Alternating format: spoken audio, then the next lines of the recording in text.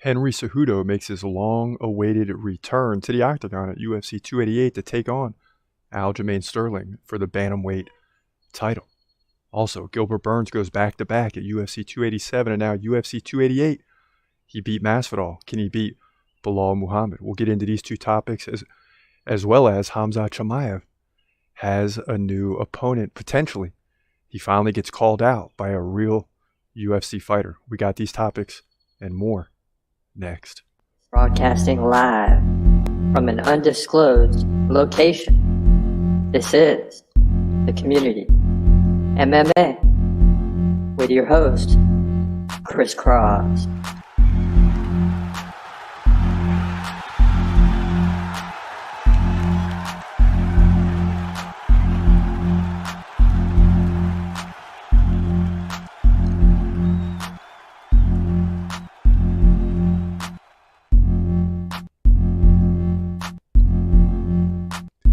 Yes, sir. I'm excited, man. UFC 288 this Saturday night. 14 fights. We already got 9 predictions done. Well, 8 actually, because we just found out that Movsarevloev lost his opponent, Bryce Mitchell.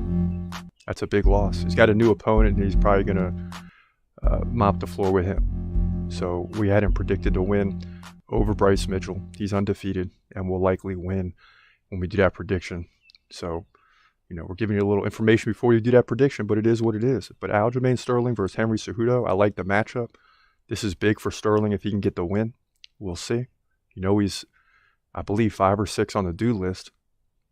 So, we like him. But Henry Cejudo is the real deal as well, folks. We haven't seen him in a while. He's probably well rested, but he's older, 2 or 3 years older, and he was slowing down the last time we saw him.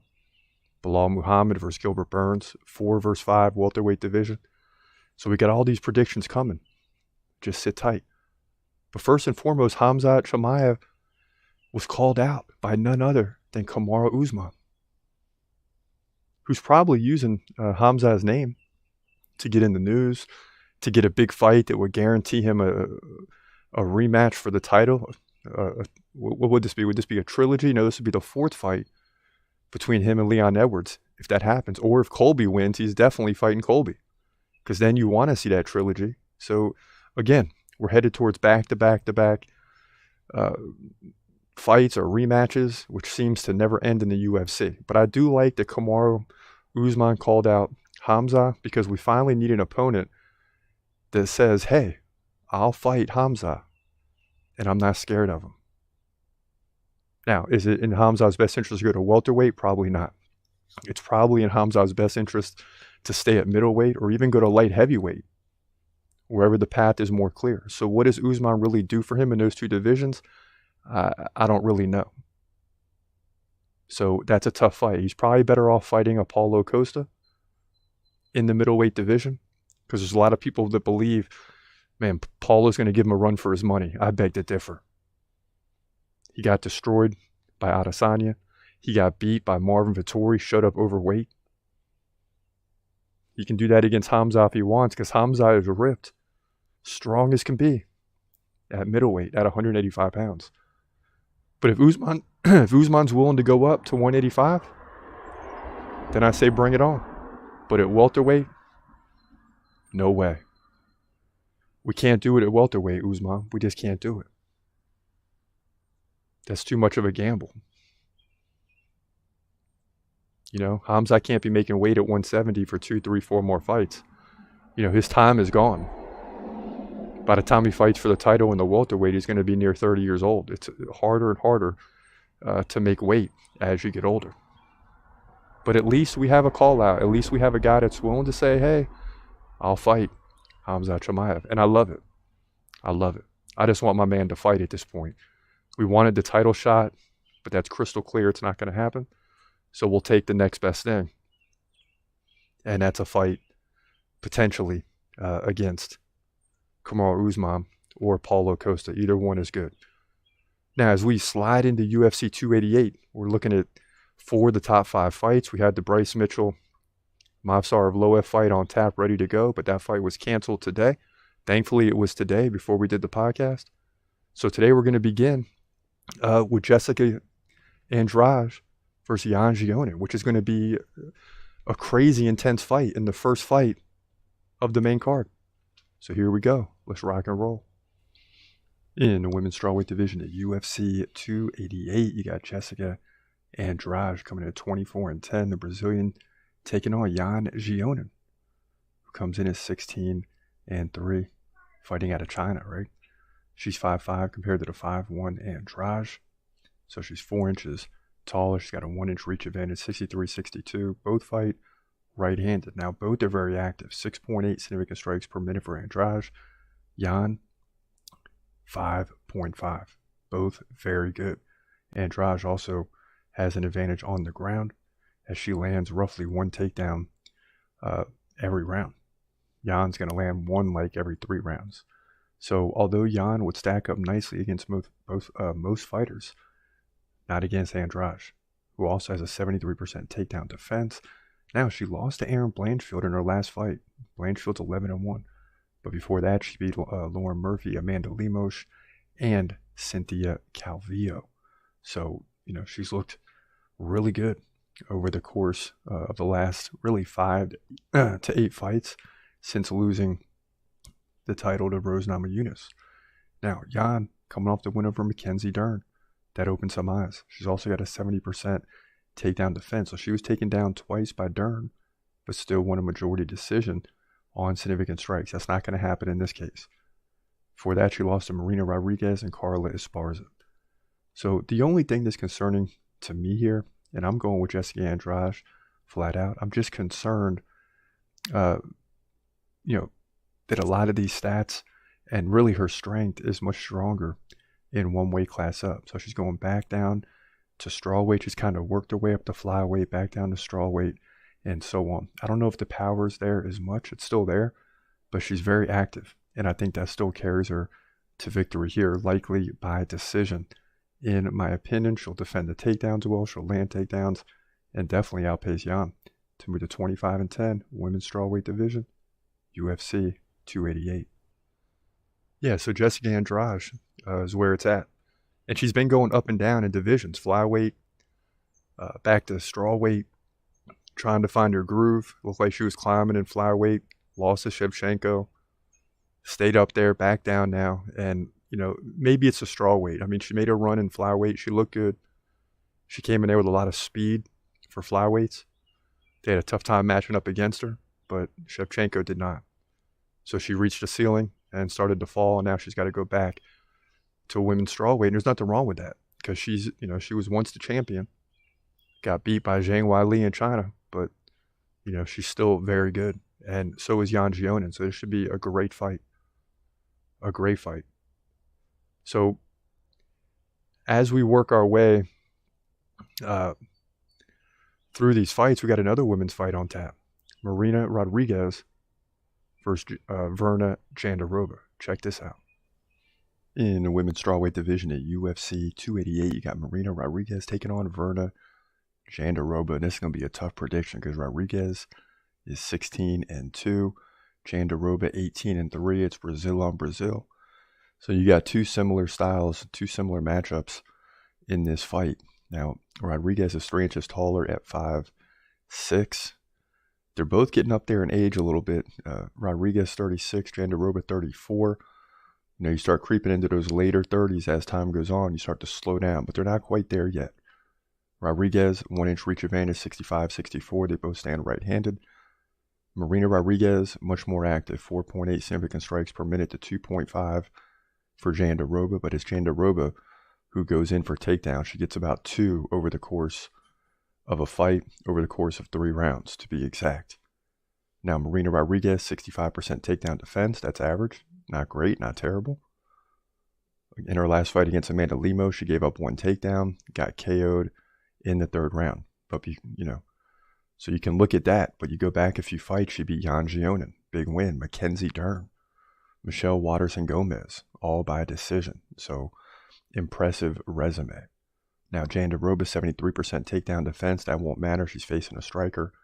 Coming off the win over Angela Hill by decision. She lost to Amanda Ribas by decision.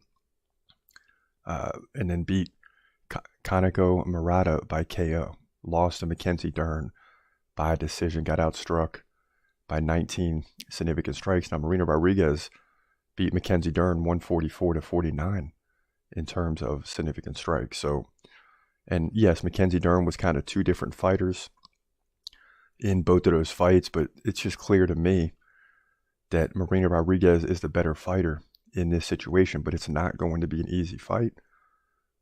Virna Jandiroba brings it. She wins, 18 out of 21 times.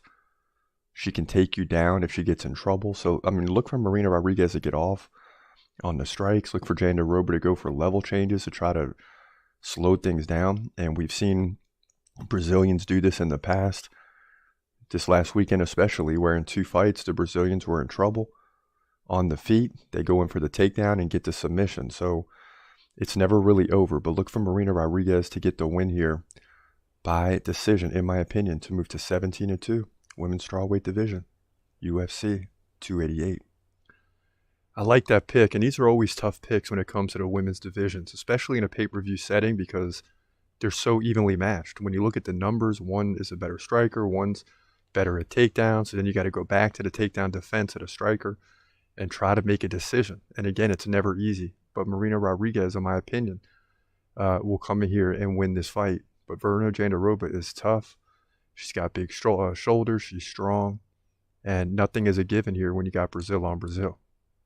I mean, you got two fighters that will be able to strike, two fighters that can go to the ground, two fighters that got good takedown defense. So, I mean, these are great technical matchups when you got Brazil on Brazil. And it happens more times than not. It seems like every card is a Brazil on Brazil. Always a tough prediction. So as we work our way up to the co-main event, right, we got Movsar Evloev winning in fight 3. But he got a new opponent. We didn't get the prediction done in time. But as we slide into the co-main event, you got Belal Muhammad at number 4, Gilbert Burns at number 5. And man, this is going to be a great fight. And it's hard to believe Burns is coming back just 28 days later after he beat Jorge Masvidal. I mean, this guy's got guts, and he's looking to win and move up. So let's get into that prediction right now. In the welterweight division at UFC 288, this is your co-main event, just added. Gilbert Burns, 22-5, takes on Belal, remember the name, Muhammad, who comes in at 22-3. And this is going to be a blockbuster fight, make no mistake about it. Muhammad 1 inch taller at 5'11". Both guys relatively the same aged. Muhammad's 34, Burns 36. Muhammad's got a 1 inch reach advantage. Both guys fight right-handed. Now, to some of the differences, Muhammad is a little bit more active than Burns, 4.5 significant strikes per minute compared to 3.4 for Burns. The takedown game is almost equal. Both guys get about 2 takedowns over the course of 3 rounds. Now, where things aren't equal is takedown defense. Burns 47%, not very good. Belal 92%, and that's a big stat right there in this fight. But Burns, since the Khamzat Chimaev loss in April of 2022, last year, he's beaten Neil Magny by submission. Jorge Masvidal, decision. And you've seen this from a lot of guys that Khamzat has fought. You look at their record afterwards, like Gerald Meerschaert went 4-1 over the course of the next 5 fights. Burns is now 2-0 since the Khamzat fight. So that's something to keep an eye on. Is, you know, you get in the octagon with Khamzat, and Gilbert Burns was in the octagon for a full 3 rounds. Had to make him a better fighter in that situation. Now, Belal Muhammad, coming off the win over Sean Brady, it was a big one because Brady was rising. 2nd round KO. He beat Vicente Luque. And say what you want, Luque was off that night, didn't have his best night at the time. Vicente was a fighter that no one wanted to fight. I mean, he was on the rise. He also beat Stephen Thompson and Damian Maia. I mean, this guy is surging, and this might be one of the toughest predictions of the year. One of the few fights I started to look at before I pressed the record button, right? And I still can't make a decision, but I got to make one now. And I'm going to lean with Belal Muhammad in this fight. Even though I almost always go with guys that Khamzat Chimaev recently fought. I went with Kevin Holland against Ponzinibbio when a lot of people went the other way. I've gone with Gerald Meerschaert several times. I backed Burns in the last 2 fights. He hasn't let me down. But this time I'm going against Burns. I like Belal Muhammad. You look at the last 4 fights, Belal Muhammad is peaking right now in his career. He's still 34 years old. He'll turn the corner in the next 2 to 3 years, but that's not today. So I like Belal Muhammad potentially to get the finish, but likely win this thing by decision to move to 23-3. He'll do it on significant strikes, takedown defense. He'll keep this fight standing and outstrike Gilbert Burns. Again, to move to 23-3, in my opinion, welterweight division co-main event, UFC 288. Yeah, and as I'm making that prediction, I'm not even confident. I mean, that's a tough prediction because Burns could very easily go in there and whoop up on Belal. You just don't know. All 3 of these predictions so far, very tough. Could win all 3, could lose all 3. In the past, we've been very good in pay-per-view main cards. In the pay-per-view portion of these events, we've been very good. Last 2, we were 11-3 overall. Another 14-fight card. You know, it's very hard to do that again, especially after going 5-6 last week, but we'll see. But now we get into the main event, and your boy Aljamain Sterling is the champ. You don't see Henry Cejudo on there because he hasn't fought in 2 or 3 years. But he makes his return. It could jump right to the belt very easily. And of course, we got Aljamain Sterling at number 5 on the do list. This is not a pound for pound list, although I will put pound for pound number 1 Hamza either way. But this is a who are your favorite fighters list, right? You walk up to someone on the street and say, hey man, you watch UFC too. Who are your favorite fighters? Those are my top 5. Hamza, John Jones, Islam, Yuri, and Aljamain Sterling. So let's get into this prediction. It's a big one. The main event at UFC 288. In the bantamweight division, for the bantamweight division title at UFC 288, you got Aljamain Sterling, the current champ, 22-3, taking on a former champ, making the comeback, Henry Cejudo, who comes in as 16-2. And this fight is even money for entertainment purposes only. Sterling 5'7", 3 inches taller than Cejudo. Cejudo now 36, Sterling just 33. Both guys, I mean, Sterling in the prime of his career, Cejudo kind of heading downward, but he's also fresh. Keep that in mind throughout the prediction. Sterling has a 7-inch reach advantage. Both guys stand right-handed. Now, Sterling a little more active, 4.7 significant strikes to 4 per minute for Cejudo. So Sterling will outpace him over the course of 25 minutes by about 15 to 18 significant strikes based on the average. Takedown average, both guys land about 2 takedowns over the course of 3 rounds. You can expect 2 or 3 takedowns in this fight, and it will certainly go to the ground at some point. Sterling, just a 41% takedown defense. That's a big problem. Now, he beat TJ Dillashaw by KO, beat Petr Yan twice, so 1 by disqualification, 1 by split decision on his way to capture the title, and then defended it once. So Sterling, the reigning champion. Again, Henry Cejudo coming in trying to capture the belt, get it back, and then probably call for an immediate title shot at featherweight, which he would get. Cejudo, 93% takedown defense. In his last fight, he KO'd Dominic Cruz in the 2nd round. That was in May of 2020. He beat Marlon Moraes by KO and TJ Dillashaw by KO. So Cejudo's for real, but we don't know what he's getting after the long layoff, except for the fact that he's fresh. We know Aljamain Sterling is at his height, and because of that, and because I like Sterling, I think he's going to win this fight. The biggest question mark is a takedown defense. I think he answers that in this fight. Yeah, he'll give up 1, 2, maybe even 3 takedowns, but he's still winning 3 rounds in a unanimous decision victory, in my opinion, because he's going to outstrike Cejudo and minimize any problems on the ground, likely get up quickly on 2 out of 3 of those. So again, he wins 3 or 4 rounds in this fight. And as long as it goes to a decision, he wins to move to 23-3. Cejudo will fall. The comeback will fall short. In my opinion, he'll fall to 16-3, bantamweight division, UFC 288. Yeah, you already know if a guy's on the do list, we're going with him. But can you imagine if Henry Cejudo comes back and wins this and gets to fight Volkanovski more than likely to become potentially, and it's a lot of ifs here, but potentially the first 3-belt champ in the UFC. Can you imagine that it will be Henry Cejudo? I can't. But if he comes back and wins this, he's guaranteed a featherweight title shot. Make no mistake about it. And this is going to be a blockbuster fight. You know, I think Sean O'Malley should have got this fight. But at the same time, you know, the UFC has given Cejudo what he wants. And he's well rested. He can come in and get through this fight and get into a potential featherweight title fight when he's still pretty fresh. Get that and then ride off into the sunset. Now, as we work our way into the Q&A, Chandrahar RAO says, my man can't make weight and treats it like a joke. How would you make money? Speaking of Hamza. Yeah. You know, and I think he's talking about Hamza. Could be Paulo Costa. But both of those guys have trouble making weight. Make no mistake about it. Mo Larry Curly, Mitchell sub round 2. Well, Mitchell's out now, but Movsar will win that fight regardless, in my opinion. But that's just my opinion. Kenny Moody, I'm going for Bryce. He's going to crush Evloev. Styles make fights just like everyone thought Ricky Simone was going to win, and Song Yadong KO'd him, you know. But again, so we now know, since we pulled these comments, that Mitchell's out. But just to show you what people were thinking, I think Movsar beats everybody in this division, except maybe the champ.